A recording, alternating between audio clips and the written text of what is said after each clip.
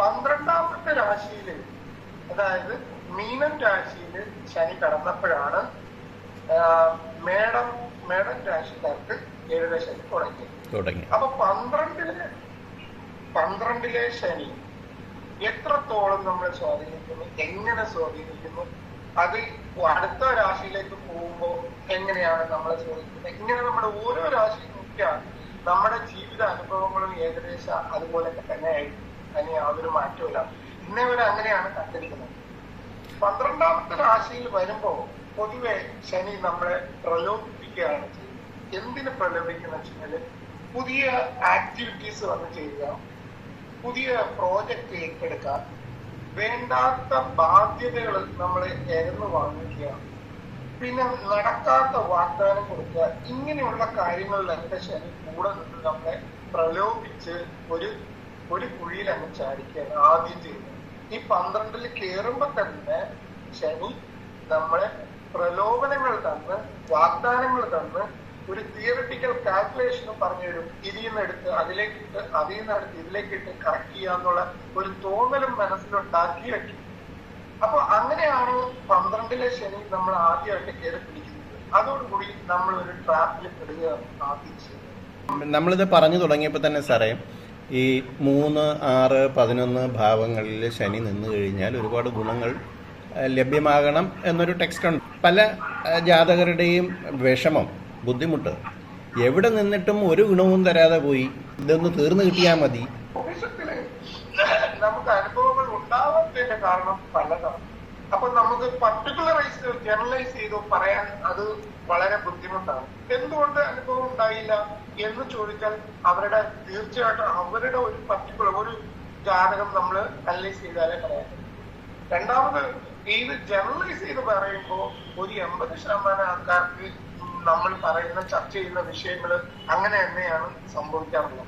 അതിൽ ഒരു സംശയം കൂടെ, അതായത് ഈ 12ാമത്തെ ഭാവത്തിൽ ശനി കയറി വരുമ്പോൾ സാറ് നേരത്തെ പറഞ്ഞു ശനി പ്രലോഭനങ്ങൾ തരുമെന്ന്. അപ്പോഴാണ് നമുക്കൊരു തിരിച്ചറിവുണ്ടാകുന്നത്, ആ പ്രലോഭനത്തിലൂടെ നമ്മൾ ഓരോ കാര്യങ്ങളും ഉദ്യമങ്ങളിൽ ഇറങ്ങി പുറപ്പെടുന്നത്. പക്ഷേ ഈ 3, 6, 11 ഭാവങ്ങളിൽ നിൽക്കുമ്പോൾ ഇതുപോലൊരു ഇൻറ്റ്യൂഷൻ ശനി നൽകുന്നില്ല. നൽകാത്തത് കൊണ്ട് അത് അവിടെ നിന്ന് കടന്നു പോകുന്നത് നമ്മൾ അറിയുന്നതുമില്ല. അങ്ങനെയല്ലേ? ഈ 12ല് ശനി പ്രലോഭിപ്പിക്കുന്നത് പോലെ 3ൽ ഇൻഡിക്കേഷൻ തരുന്നില്ല എന്നാണ് സാർ ചോദിക്കുന്നത്. പക്ഷെ 3ല് എങ്ങനെയാണ് ശനിയെ പ്രയോജനപ്പെടുത്തണം എന്നുള്ളത് നമ്മൾ പ്രാക്ടിക്കലായിട്ട് നമ്മൾ ചിന്തിക്കേണ്ട വിഷയമാണ്. അല്ലാതെ ശനി നമ്മളെ ഹെൽപ്പ് ചെയ്യാൻ തയ്യാറായിട്ട് നിൽക്കുക. നമ്മുടെ ടെക്നിക്കുകളും നമ്മുടെ ബുദ്ധിയെയും അത് ആ വഴിക്ക് തിരിച്ചുവിട്ടാൽ മാത്രമേ അത് പ്രയോജനപ്പെടുത്താൻ പറ്റൂ. 3ൽ നിൽക്കുന്ന ശനി സഹായിക്കും എന്ന് പറഞ്ഞു കഴിഞ്ഞാൽ വെറുതെ നമ്മൾ വീട്ടിലിരുന്ന സഹായിക്കും അല്ലല്ലോ അതിന്റെ അർത്ഥം. നമ്മൾ ചെയ്യുന്ന പ്രവൃത്തിയിലും എന്താണ് നമ്മുടെ വർക്കിലുള്ള വ്യതിയാനങ്ങളും നമ്മൾ ആ ചേഞ്ചസ് വരുമ്പോ മാത്രമേ ശനി നമ്മളെ സഹായിക്കുള്ളൂ. അല്ലാതെ വെറുതെ ഇരുന്നിട്ടും സഹായിക്കില്ല. പക്ഷെ നമ്മളൊന്ന് ആലോചിച്ചാൽ 3ലെ ശനി എന്താ ചെയ്യുന്നതെന്ന് വെച്ച് കഴിഞ്ഞാല് നമ്മുടെ കഴിവുകൊണ്ടല്ല, മറ്റുള്ളവർ വിചാരിച്ച് നന്നാവുന്ന കാലം. ഞാനൊരു ഉദാഹരണം പറഞ്ഞുതരാം. അതായത് ഈ നാട്ടുമ്പുറങ്ങളിൽ ഭിക്ഷ എടുക്കുന്ന ആൾക്കാരുണ്ടാവുമല്ലോ, അവര് ശരിക്കും പറഞ്ഞു കഴിഞ്ഞാല് ഇടവഴികളിലും അങ്ങനെ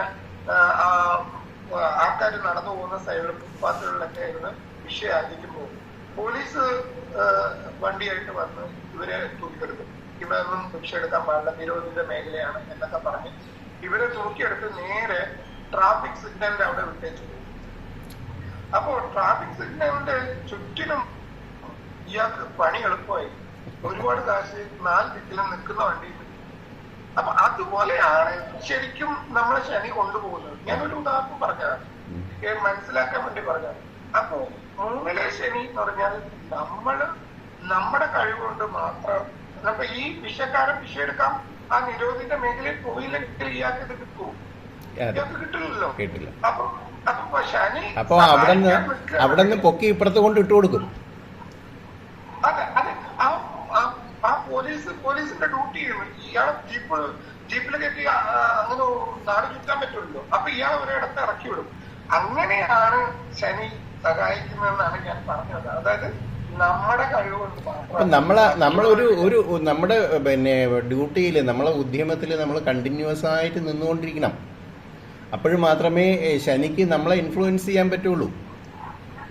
തീർച്ചയായിട്ടും അതുകൊണ്ടാണ് നമ്മൾ പറയുന്ന വെച്ചാൽ പ്രാക്ടിക്കലായിട്ട് നമ്മൾ ചിന്തിക്കണം. പണ്ട് ഒരുപാട് ശനി അങ്ങനെ അമ്പലങ്ങളിൽ പോയി വഴിപാടുകൾ ചെയ്തു കഴിഞ്ഞാൽ ഈ ശനി നമ്മളെ രക്ഷപ്പെടുത്തും, നീരാഞ്ജനം കഴിച്ചു കഴിഞ്ഞാൽ അങ്ങനെ ഒരുപാട് വിദ്യാധാരങ്ങൾ. ശനിക്ക് അങ്ങനെ ഒരു ഒബ്ലിഗേഷൻസ് ആരുമായിട്ടില്ല.